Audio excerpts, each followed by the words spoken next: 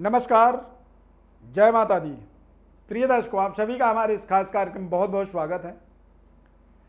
तुला राशि के जातकों के जीवन में दरअसल केतु ग्रह का राशि परिवर्तन किस तरह से प्रभाव रखेगा, इसे समझना बहुत जरूरी है।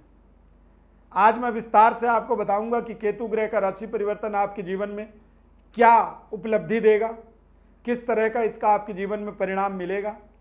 सावधानी पूर्वक आप इसको शुरू से अंत तक देखेंगे तो आपको समझ में आएगा और हमारे इस खास कार्यक्रम का अपने जीवन में संपूर्ण लाभ प्राप्त कर पाएंगे। तुला राशि के स्वामी शुक्र ग्रह होते हैं। शुक्र ग्रह का जो संबंध होता है केतु के साथ या राहु के साथ, शुक्र इन दोनों ही ग्रहों के एक तरह से गुरु हैं, एडवाइजर हैं, सलाहकार हैं, मार्गदर्शक हैं। शुक्र के पास यानी तुला राशि के पास जब केतु ग्रह भ्रमण करेंगे द्वितीय स्थ होकर के, तो दूसरे घर का जो केतु होता है, जो द्वितीय भाव होता है, कुटुंब, परिवार, वाणी, विद्या और आई साइड की ताकत, हमारी आंखों की दिव्य दृष्टि की ताकत जो होती है वो द्वितीय भाव होता है। द्वितीय भाव में केतु के आगमन से आपको अपने कुटुंब परिवार के प्रति एक नई जिम्मेदारी मिलेगी, जिस जिम्मेदारी की आप कल्पना नहीं करते हैं। यानी कि इसका फल जो है बहुत अच्छा नहीं रहेगा। आर्थिक लेन देन सोच समझ के करना होगा। जो आपने लिया उसे आपको वापस देना होगा, लेकिन जो दिया है आपने वो आपको वापस नहीं मिलेगा। यानी आपका जो बैलेंस लेवल है वो बिल्कुल डिसबैलेंस हो जाएगा और आप अपने जीवन में परेशानियों में उलझ जाएंगे। और कहते हैं जब परेशानी आदमी के जीवन में बढ़ती है तो वाणी में कंट्रोल नहीं रह जाता है, अनाप शनाप बात करने लगता है। आदमी को समझ में नहीं आता है कि दरअसल मैं सही बोल रहा हूँ, गलत बोल रहा हूँ।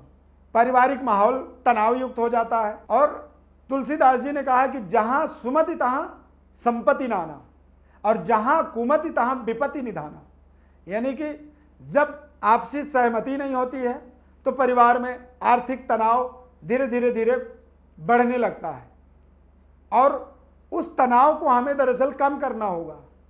कम करने का हमारा जो प्रयास होना चाहिए वो अलग तरीके के प्रयोग से आप कर सकते हैं कम, लेकिन केतु ग्रह इन्हें कम नहीं होने देगा, क्योंकि वो अगले 18 महीनों तक वृश्चिक राशि में भ्रमण करने जा रहा है।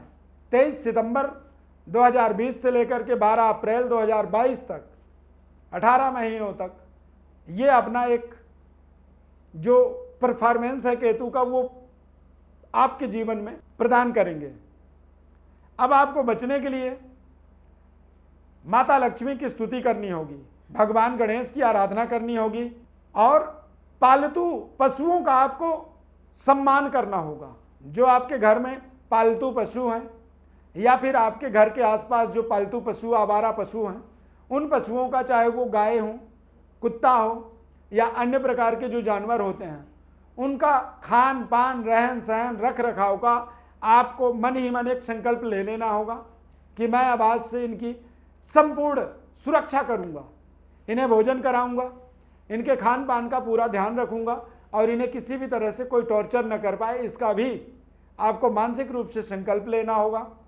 ओम गंग गणपतये नमः, इस मंत्र का आपको रोजाना 108 बार जप करना होगा और माता लक्ष्मी की रोजाना आरती करनी चाहिए आपको।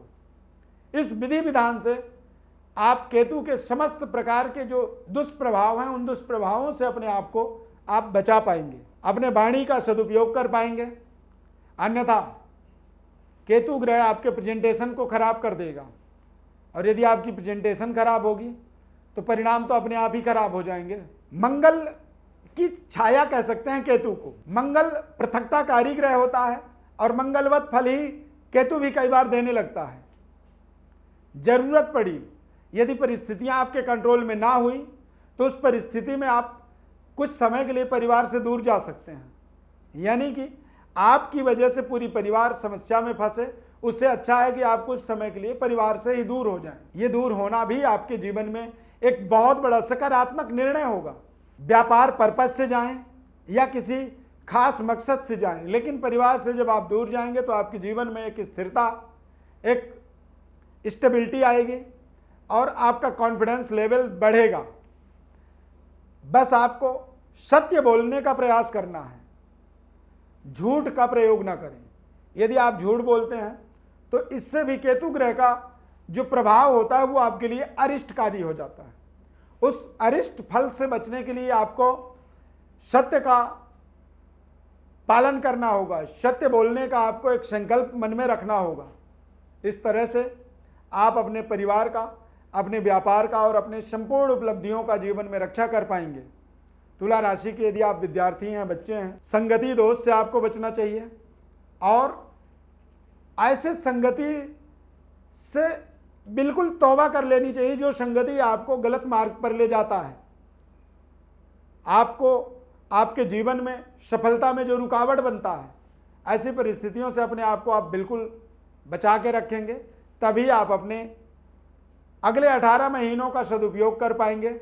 अन्यथा केतु ग्रह हमारे जीवन में, हमारे प्रयासों में हवा दे देता है। जैसे रुई में आग लगती है ना, देखते ही देखते एक छोटी सी चिंगारी बहुत बड़ी रुई के ढेर को जला के राख कर देता है। उसी तरह से केतु ग्रह की भी एक एनर्जी है, ऊर्जा है। केतु को धुआं कहा जाता है, ध्वजा पताका लहराता हुआ। यानी कि आप अच्छे मार्ग में, अच्छे रास्तों में यदि आगे बढ़ेंगे तो ये आपको उसी रफ्तार से आगे बढ़ाएगा, और यदि गलत मार्ग पे आप जाते हैं तो गलत मार्ग में भी ये आपको उतनी ही रफ्तार से लेके जाएगा। इसीलिए आपको अपने माता पिता के बताए हुए मार्ग पर, गुरुजनों के मार्ग पर चलना होगा, सत्संगत का पालन करना होगा, बुरे संगति से अपने आप को दूर रखना होगा, तभी आप अपने 18 महीनों का सदुपयोग कर पाएंगे। इससे आप अपने जीवन की संपूर्ण रक्षा कर पाएंगे। तुला राशि के जो जातक हैं, सामाजिक गतिविधि में या राजनीतिक गतिविधि या व्यापारिक व्यवस्था से जुड़े हुए हैं, सोचें समझें और विचार करें, उसके बाद ही किसी डिसीजन तक पहुँचें। किसी भी दस्तावेज में आपको हस्ताक्षर करना है, बिल्कुल सावधानीपूर्वक पढ़ें, देखें और उसके बाद ही आपको निर्णय करना चाहिए। प्रिय दर्शकों, आपके जीवन में यदि किसी भी तरह की कोई सवाल आपको दिखता है, कोई समस्या दिख रही है, सवाल आप करना चाहते हैं, तो हमारे व्हाट्सएप नंबर पर अपनी बर्थ डिटेल लिख करके हमें भेजें।